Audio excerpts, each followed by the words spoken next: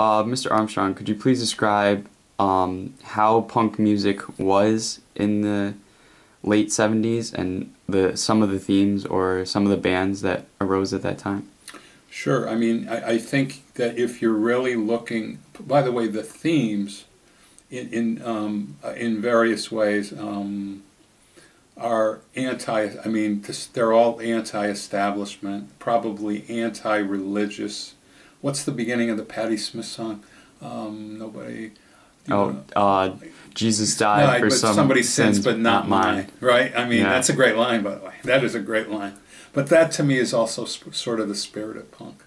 And if you were a punk, and you went to a show in the 70s, your attire, the pins and all this stuff, was so much different than like a hippie look of 10 years ago. So I think, you have anti-establishment stuff. It didn't really matter if you could play, right? I mean, Iggy Pop, I mean, look at the musical talent, I mean, or lack of some of these guys. But see, I think to them that was not the point of it. I think the point of it was just and by the way, a great place, I know you mentioned it somewhere, is CBGB's. There's a place in New York where I went to a few times to see some of these guys. And it wasn't, I don't think, remembering the spirit of it, what they were singing, or even, it was more of the spirit of being there was the thing. I think the bands, I mean, if you were going to go for some key band, I mean, Iggy Pop would be the father of this thing, right? I mean, godfather of this thing, by some of that stuff that he was doing in the early 70s, right, Iggy. They would look back to the Velvet Underground, like Lou Reed and all, in the 60s they would look back. But I think that the American groups that you would really focus on probably would be the Ramones. Because the Ramones, I mean, there's some legendary concert. You talk about some meaning of songs.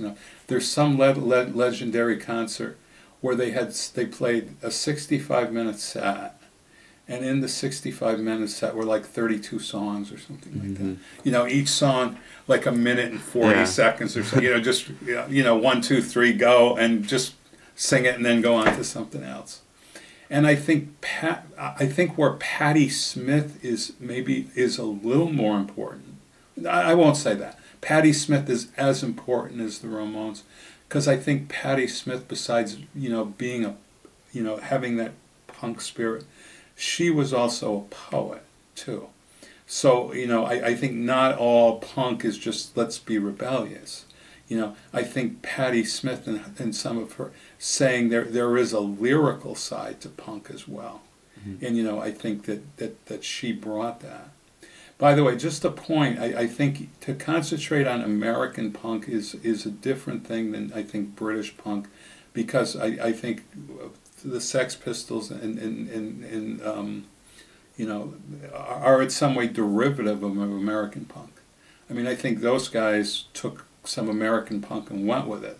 And I'm not saying that they're not important, but I think a whole different topic. Because I think the Sex Pistols, there was economic distress in England at the time that the Sex Pistols worked off a little bit, that didn't exist in America.